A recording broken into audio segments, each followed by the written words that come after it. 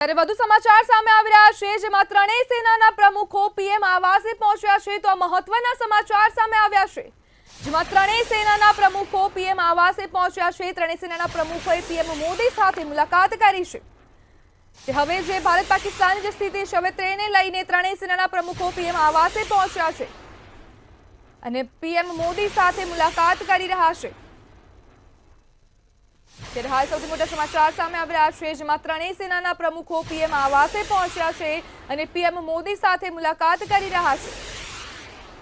હાલ જે ભારતમાં જે બેઠકોનો દોર ચાલી રહ્યો છે, તેની વચ્ચે હવે ત્રણેય સેનાના પ્રમુખો પીએમ આવાસે પહોંચ્યા. ત્રણેય સેનાના પ્રમુખોએ પીએમ મોદી સાથે મુલાકાત કરી છે. ત્યારે ત્રણેય સેનાના પ્રમુખો પીએમ આવાસે પહોંચ્યા છે અને મહત્વનું છે કે તેમની સાથે મુલાકાત કરીને જે સ્થિતિ છે તેની હવે પીએમ મોદીને જાણકારી આપી રહ્યા છે અને જોવાનું રહેશે કે આના પછી શું જે સ્થિતિ છે તેને લઈને શું નિર્ણયો લેવામાં આવી રહ્યા છે. ત્યારે હવે ભારતે પાકિસ્તાનના 8 જે સૈન્ય ઠેકાણાઓ પર હુમલો કર્યો છે અને પાકિસ્તાને પણ જે ગઈકાલે હુમલો કર્યો હતો તે હવે જે સામાન્ય નાગરિકો છે તેમને નિશાન બનાવવામાં આવી રહ્યા છે. ત્યારે ત્રણેય સેનાના પ્રમુખો હાલ પીએમ આવાસે પહોંચ્યા છે અને પીએમ મોદી સાથે મુલાકાત કરી રહ્યા છે. રોનક મોઢવાડિયા ફોન લાઈનથી જોડાઈ ચૂક્યા છે. જે પ્રમાણે હાલ જે ત્રણેય સેનાના પ્રમુખો પીએમ મોદીની સાથે મુલાકાત કરી રહ્યા છે અને જોવાનું રહેશે કે હવે શું આગામી નિર્ણયો આવે છે અને તેને લઈને તમે શું કહેશો?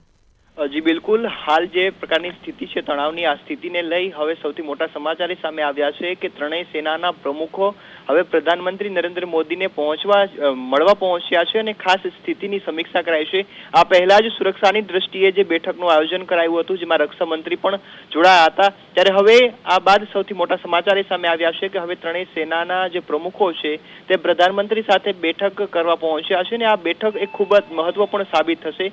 કારણ કે હાલ જે સુરક્ષાની સ્થિતિ છે, પાકિસ્તાન જે પ્રકારે હુમલા કરી રહ્યું છે, ત્યારે આ પ્રકારે જે સુરક્ષાની દ્રષ્ટિએ ખૂબ મહત્વનું પગલું લેવાનો સમય છે. ત્યારે હવે આ ત્રણેય સેનાના જે પ્રમુખો છે તે પ્રધાનમંત્રી મોદી સાથે મળી અને આ બેઠકમાં એ ચર્ચા કરશે કે હવે પાકિસ્તાન સામે કયા પ્રકારની કાર્યવાહી કરવી જોઈએ. જી ભારત પાકિસ્તાન વચ્ચે જે તણાવ વધતો જઈ રહ્યો છે અને હવે સરકારે નવા નિર્દેશો જાહેર કર્યા છે, શું કહેશો?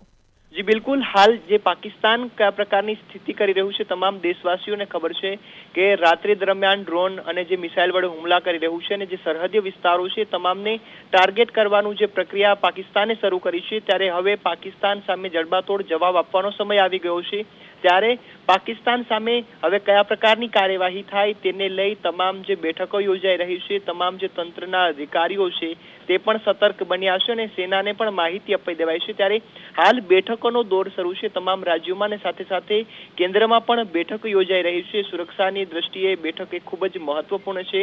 પ્રધાનમંત્રી સાથે તમામ સેનાના જે પ્રમુખો છે તે મળી આ બેઠકમાં પાકિસ્તાન સામેની જે કાર્યવાહી છે, દેશની સ્થિતિ છે અને કેવા પગલા લેવા, આ તમામ જે સ્થિતિને અનુરૂપ આ બેઠકમાં ચર્ચા થઈ શકે છે. જી સમગ્ર માહિતી બદલ આપનો આભાર. તો હવે ત્રણેય સેનાના પ્રમુખો જે છે તે પીએમ મોદી સાથે મુલાકાત કરી રહ્યા છે